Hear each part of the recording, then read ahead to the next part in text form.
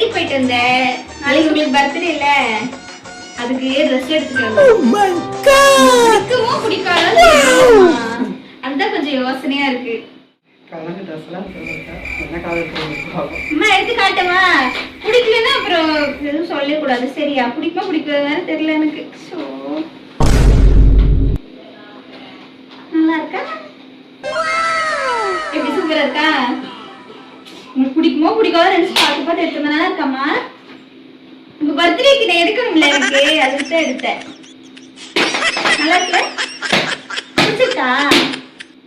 சொல்லுங்கம்மா. பிடிச்சிருக்கா? நீ ஜாலியா ஆடிக்கிட்டா